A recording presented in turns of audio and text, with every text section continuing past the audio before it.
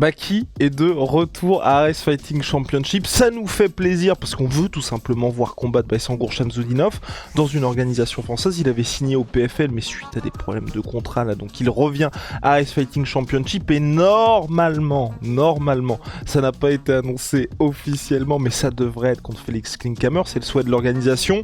Canal l'a annoncé que ça allait être contre Klinkhammer. Le commentateur d'Ares Fighting Championship a poussé aussi pour Klinkhammer, donc on espère que ce sera finalisé. Parce que tout simplement, s'il n'y a pas Klinkhammer, bon, en termes de prestige, puisque Klinkhammer est le champion en titre et surtout que c'était le combat qui devait se faire entre les deux hommes, ce serait un peu dommage que ça ne se fasse pas. Donc on croise les doigts pour Klinkhammer. Déjà, ce qui est sûr, Baki de retour à Ares le 16 mai prochain. C'est parti, générique. Soit.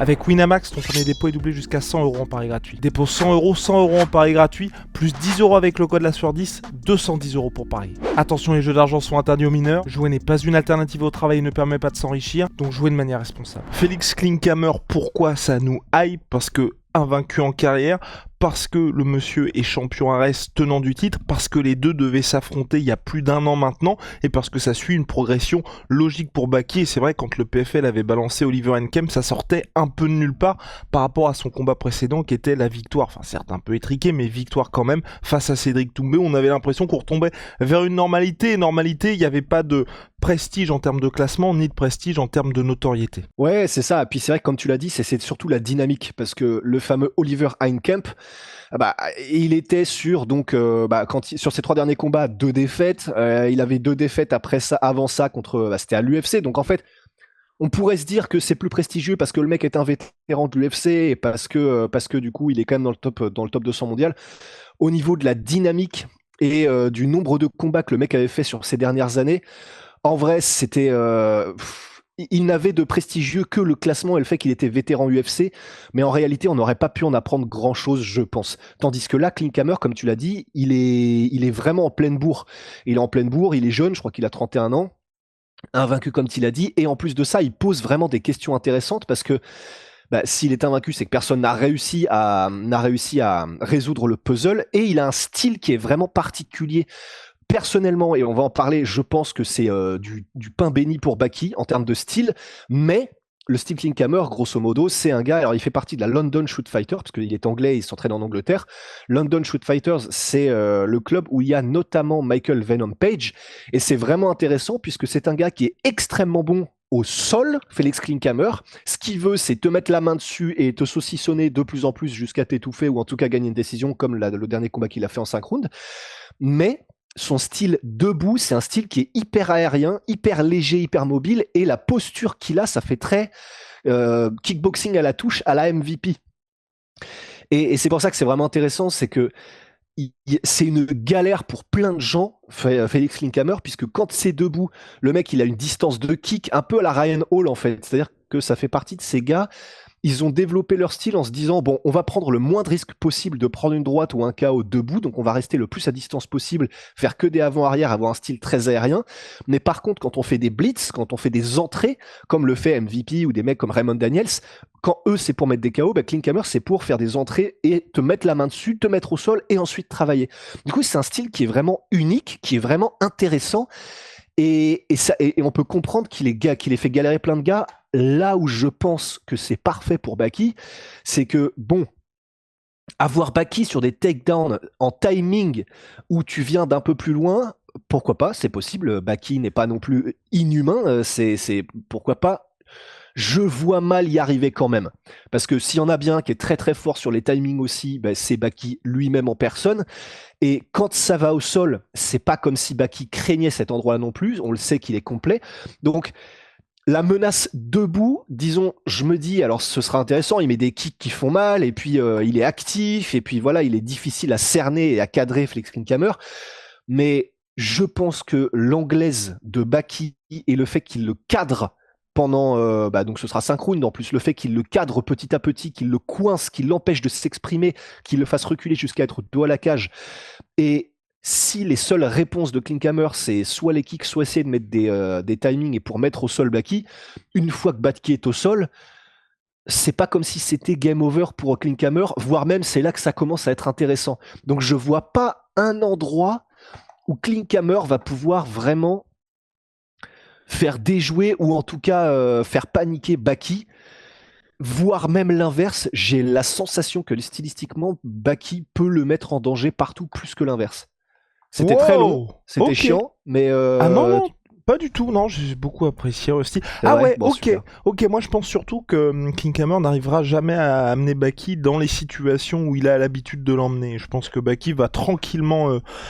Après, libre à lui d'accélérer ou pas, mais on sait que Becky est vraiment un combattant très intelligent, et justement, c'est ce qu'on peut lui reprocher, c'est que là où de temps en temps il pourrait accélérer, bah il y a cette aversion au risque qui fait qu'il préfère vraiment être en contrôle total, mais je pense qu'il peut vraiment cruiser vers une victoire par décision unanime, parce que Klinkhammer ne pourra pas tout simplement l'amener dans son domaine, et à mon avis, même pour ça, ça va être très compliqué à mon sens pour Klinkhammer, mais je trouve que c'est intéressant, parce que après ce qui s'était passé contre Doumbé, tu vois, tu pourras cocher cette case, bon bah un mec qui est un tueur au sol, là ça y est, j'ai montré que, et encore plus montré que Baki est vraiment un combattant complet, et je pense que c'est ce qu'il faudra aussi pour s'imposer face à lui lors des prochaines échéances.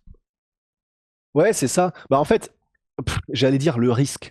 C'est quand même un risque, c'est quand même un problème de riche, hein. Mais c'est que justement le risque, c'est que ça n'aille jamais au sol, dans le sens où, comme on l'a dit, là où il est très fort, c'est sur les timings, et il arrive, c'est ce que disait Georges Saint-Pierre, tu vois, c'est que ce qu'il avait le plus aidé pour l'efficacité de ses takedowns, c'est le karaté, et pas le Kyokushin, parce que Kyokushin, t'es genre, tes pieds bien plats, bien collés au sol, rien qui bouge, mais plutôt le karaté Shotokan un peu plus mobile, c'est que justement sur les avant-arrière, les timings, et ben c'est là où il avait vraiment développé son art du takedown pour surprendre les adversaires avec des déplacements plus légers. Donc il est très bon là-dessus, Klinkhammer, mais je vois difficilement qu'il arrive à surprendre Baki, dont c'est un des domaines de prédilection aussi. Pas de la même manière, mais les takedowns sur timing. Donc en fait, je vois difficilement un monde où il arrivera à mettre au sol Baki. Et donc si ça reste debout, en fait, je pense que Baki aura l'avantage pour tout ce qu'on vient de dire, parce que je pense que son anglaise et sa pression réussiront à cadrer et à mettre en difficulté Klinkhammer. Mais du coup, c'est pas qu'on en fait, c'est pas qu'on en aura pas appris, parce qu'il aura battu un mec qui est très très chaud et qui va finir, je pense, à l'UFC, tu vois. On fait déjà le aussi. podcast d'après combat, voilà, regardez un peu quand on est confiant. Ouais. Non mais je suis entièrement d'accord avec toi. Je vois exactement ce même combat aussi, où malheureusement on sera là où on pourra être rassuré, on va dire, c'est qu'encore une fois, le game plan et l'intelligence de Baki auront fait le travail. Mais c'est vrai que, c'est vrai que Klinkhammer, si tu enlèves ce côté-là, pour l'instant, personne n'a réussi, hein, évidemment, hein, mais c'est un combattant ordinaire. C'est juste que personne n'a réussi pour l'instant. Donc bon, faut pas non plus qu'on se... Ouais, non, c'est ça. Bon, c'est déjà gagné, donc on passe à la suite. Non, mais j'avoue. Mais en fait, quoique, à la limite, ça dépend, tu vois. Mais j'ai envie de dire, là, donc, je pense, personnellement, et je peux me gourer, mais donc que Baki peut le battre. C'est pas sans trop de difficulté, faut pas abuser, il est vraiment bon, même debout. Mais, à la limite, si Baki, le pouce au crime, si Baki veut lui-même emmener Klinkhammer au sol et peut-être lui faire du sale, en ground and pound ou n'importe quoi, ça pourrait être intéressant aussi, parce que là, justement, il y aura ce côté, ah oui, d'accord. Donc, il savait que Klinkhammer était super chaud au sol, que c'est là où il y a tous les risques, sauf que Baki a décidé, bon écoutez, je vais vous montrer ce que c'est que aussi de s'entraîner avec Khamzat et de sentir la pression d'un mec qui va combattre pour le titre à l'UFC en middleweight. Je vais vous montrer pourquoi Klinkhammer, c'est de l'eau et c'est aucun problème pour moi quoi qu'il arrive, et qu'il le démembre en ground and pound. Et alors là, je pense que du coup, les gens seront en mode, ouf, il était même pas obligé de le faire. Il y a été fort, avalanche dans la tête de l'anglais et c'est terminé. Ce serait incroyable. Mais sauf que ça n'aurait aucun sens. Là, je dis ça, mais ça n'aurait pas de sens, parce qu'il prend des risques inconsidérés. Ou après l'avoir bien assaisonné debout sur les 4 premiers rounds. C'est ce qui est possible aussi. Mais en tout cas, c'est intéressant. On se souvient que Klinkhammer, à la base, devait partir au Contender Series en 2022. Finalement, il n'avait pas pu tenir sa place. C'était contre Gabriel Bonfim. Il n'avait pas pu tenir sa place finalement. Et donc, aujourd'hui, il reste. En tout cas, on croise les doigts pour qu'il y ait vraiment ce combat reste. Parce que c'est ça aussi. Là, vraiment, à la manière de ce qui s'est passé pour Aboubakar Yunusov lors du dernier AS, moi, je veux vraiment qu'il y ait ces chocs-là pour les combattants français, que ce soit pas Baki contre un faire-valoir, qu'on soit dans une situation où là, même si pour nous Baki est favori, c'est un vrai test pour Baki, c'est aussi un test pour Klinkhammer. On est vraiment dans une situation où, comme tu l'as dit, les gars sont, et Baki devait signer donc au PFL, et Klinkhammer au Contender Series, à ça d'être à l'UFC au top niveau mondial. Et c'est ce que Ares, ou en tout cas les ligues dites régionales, devraient être en fait. C'est qu'au bout d'un certain moment, quand vous êtes pour le titre, c'est deux cracks qui s'affrontent, comme quand il y avait Abdul contre Aratik chez les middleweight, et that's it, c'est tout. Et là, l'avantage, c'est qu'avec ce combat-là, on est dans cette situation-là. Donc j'espère vraiment qu'Ares réussira à finaliser ça. Et puis tu vois, t'es vraiment à une situation où, même si on ne connaît pas Klinkhammer, les fans de Baki se disent putain, le mec qui l'affronte, il est quand même très très chaud. Et que, bon bah on sait pas, tu vois, si Klinkhammer arrive effectivement à amener Baki au sol, tu vois, que t'es vraiment ce frisson-là de te dire c'est une étape vraiment importante pour lui. Et pas juste, bon bah c'est un combat de passage. Et ensuite, il va au PFL ou dans une autre organisation. Donc non, moi je suis hypé, j'espère que ça va effectivement se faire. Et puis quoi, ça redonnera aussi tout le sens qu'a une ceinture pour une organisation pour Ares. C'est que t'es vraiment ce sentiment, voilà, t'es le boss d'une ligue, j'allais dire... Enfin ouais, la ligue numéro 1 en France. Ouais, bah non, mais c'est clair. Hypé tout pareil. Et s'il le bat, ça voudra vraiment dire quelque chose tout pareil. On est peut-être on est des oufs en fait, on a peut-être dû commencer en disant que bah, la raison pour laquelle il combat ARS et le PFL, pour ceux qui ne le savaient peut-être pas, je pense que tout le monde dans le MMA, le milieu microcosme le sait, mais c'était pour des problèmes contractuels. Et il était donc prévu qu'il combatte au PFL. Il avait un combat qui lui restait à Ares, et donc il doit honorer ce dernier combat, et c'est pour ça qu'il devrait combattre Ares. Ouais, et vraiment donc qui va faire son retour le 16 mai. Pour l'instant, donc ciblé évidemment Klinkhammer, on ne sait pas contre qui, mais pour moi aussi ce serait bien, tu vois, de la part d'Ares qui sécurise vraiment Klinkhammer, parce que t'envoies aussi ce message de évidemment, financièrement, le PFL, l'herbe est plus verte ailleurs, mais sportivement, tu vois, on peut proposer des vraies belles joutes à Ares Fighting Championship, ou même si vous êtes Hexagone, quand il y a Leto Duclos qui part au Contender Series, parce qu'il y a ses rêves du UFC aussi, mais de se dire, tu peux proposer des vrais gros trucs dans cette ligue en France, et ça peut être intéressant en termes de hype, en termes de public qui se disent, waouh, putain, les chocs. Ouais.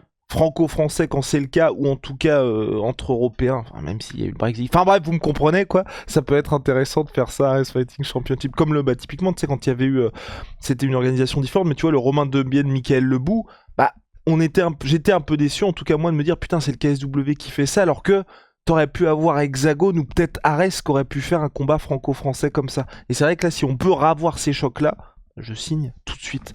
Parce qu'on a...